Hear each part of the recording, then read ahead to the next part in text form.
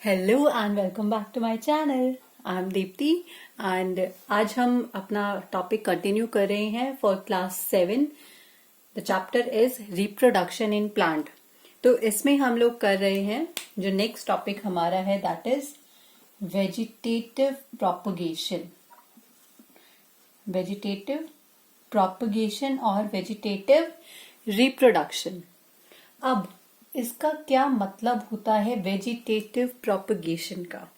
तो vegetative propagation I already told you that it is a type of asexual reproduction.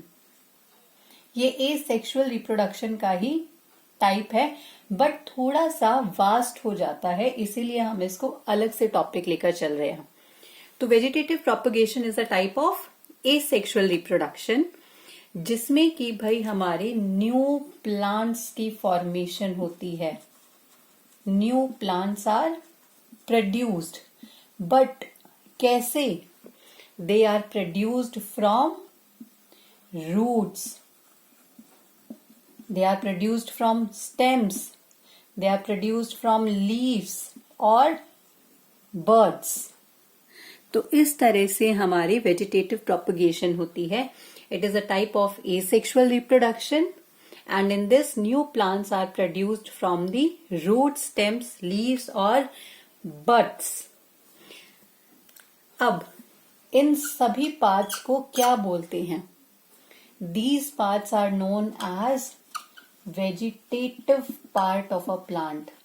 These are vegetative parts. That's why हम इसको vegetative reproduction और propagation बोलते हैं, क्योंकि हम उसमें क्या यूज कर रहे हैं? हम इसमें वेजिटेटिव पार्ट्स का यूज कर रहे हैं किसी न्यू प्लांट की फॉर्मेशन के लिए। अब इसमें होता क्या है कि जो न्यू प्लांट हमारा फॉर्म होता है वो हमारी एग्जैक्ट कॉपी होता है अपने पेरेंट प्लांट की। बिल्कुल सेम एग्जैक्ट कॉपी हमें मिलती है जिसको कि हम बोलते हैं क्लोन। हम इसको बोलते हैं क्लोन। तो एग्जैक्ट कॉपी होता है अपना पेरेंट प्लांट का।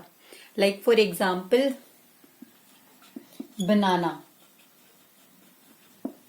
Garlic, mint, grapes, roses, etc. These all plants are grown by vegetative propagation.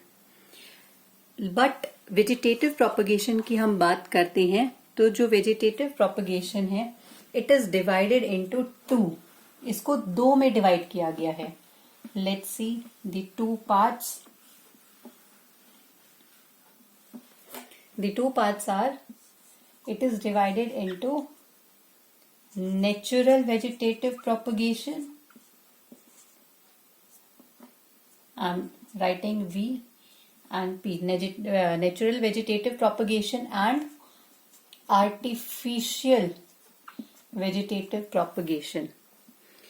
Natural vegetative propagation हमने देखा कि it is done by the vegetative part of the plant. That means by root,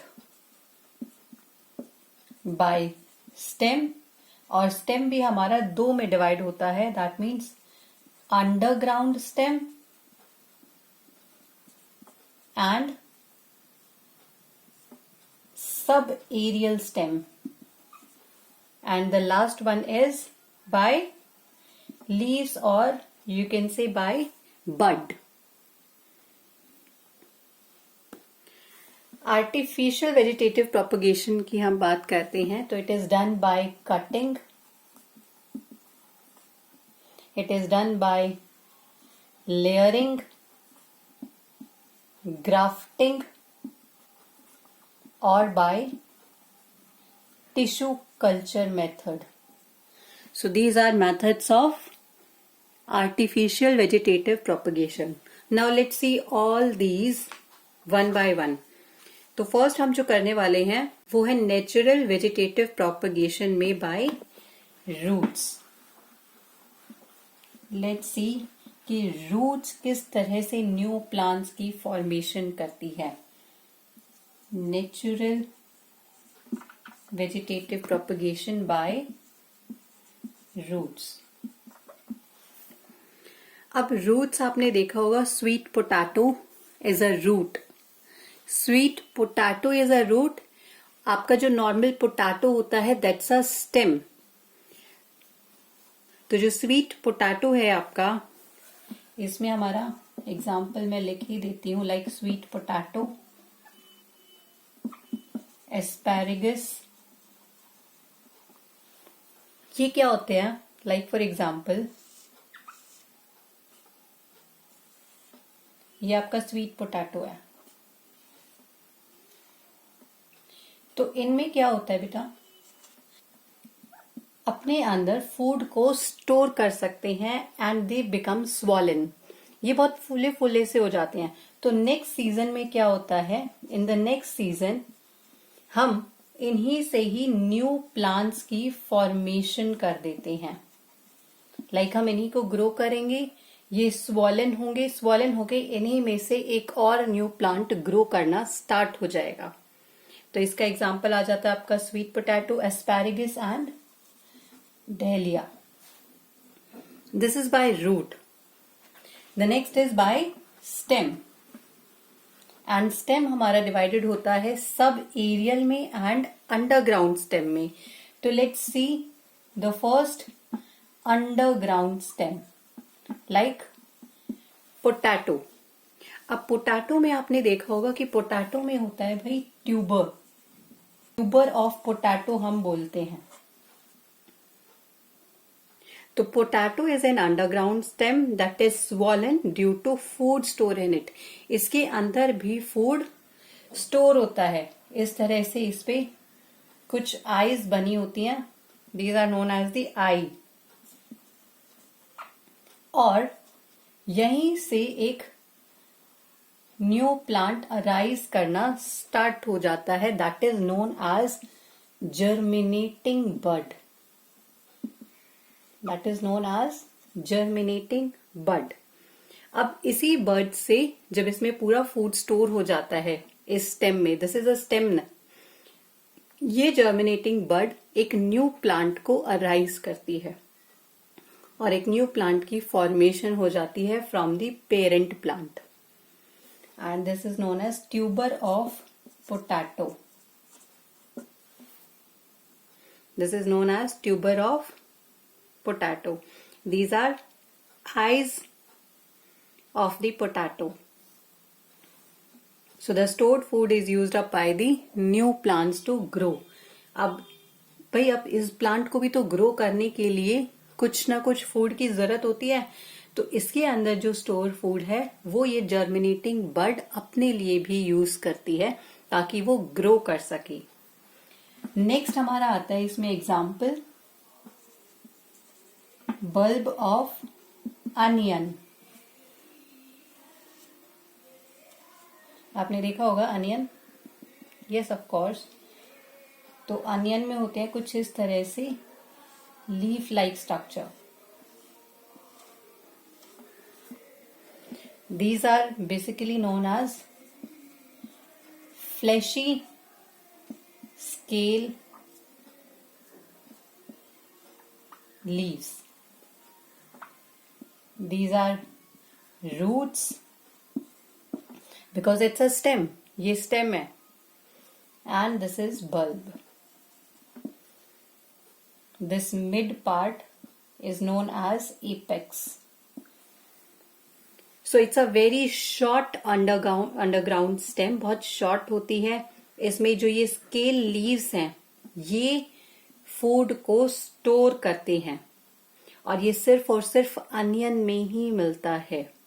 तो जैसे ही spring season आता है, क्योंकि भाई हमारी जो अनियन है वो स्प्रिंग सीजन में ग्रो करती है, तो जैसे ही स्प्रिंग सीजन आता है तो जो ये स्टेम्स हैं इसकी, ये स्टेम शूट्स अप हो जाती हैं, शूट अप हो जाती हैं फ्रॉम दी सेंटर से। ये जो हमारी स्टेम है वो शूट अप हो जाती है सेंटर से and they form a new plant, एक न्यू प्लांट को फॉर्म कर देती है। तो ये तो हमारे थे 3 टाइप्स हमने जो लिए थे अंडरग्राउंड स्टेम के। Now let's see the subaerial stem. अब सब एरियल स्टेम कौन सी होती है? So basically like grasses, examples की मैं बात करूं, ग्रासेस आपका हो गया mint, oxalis, strawberry, these all are subaerial stem. For example हम मिंट की बात करें तो मिंट आपने देखा होगा बहुत सारे सिर्फ और सिर्फ लीव्स टाइप होते हैं।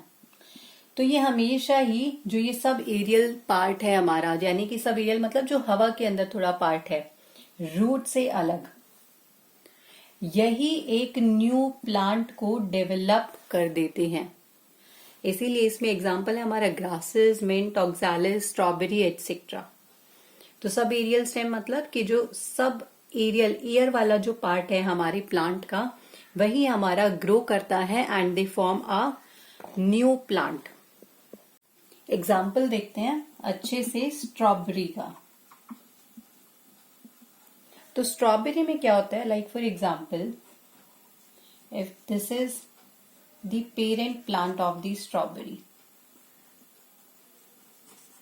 If this is the parent plant of the strawberry, ये हमारी सॉइल आ गई।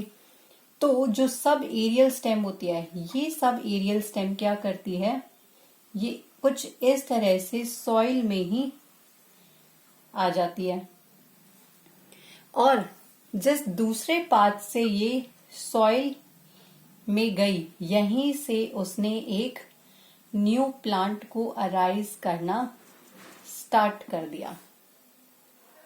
सो दीज आर दी नोड्स जिस पॉइंट से वो अटैच होती हैं, and this one is the subaerial stem. तो इस तरह से हमारी वेजिटेटिव प्रोपगेशन होती है through subaerial stem in strawberry.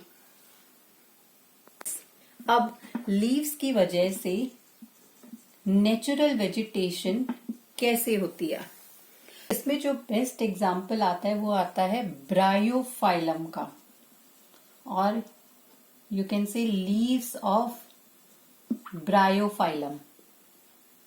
Bryophyllum में क्या होता है कि जो ब्रायोफाइलम की एक लीफ है like this, it's a leaf of Bryophyllum.